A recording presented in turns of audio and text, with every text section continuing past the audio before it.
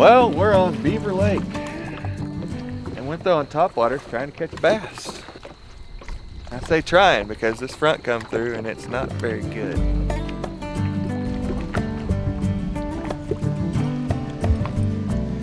Throwing a 1/4 ounce War Eagle spinnerbait.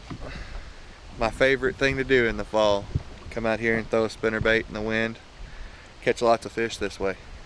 Just rolling it about a foot, 1.5 feet underneath the surface.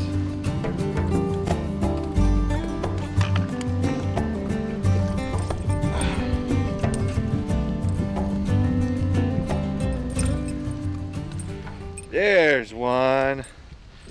Looky there. Good old Beaver Lake special. He's not huge, but he'll work.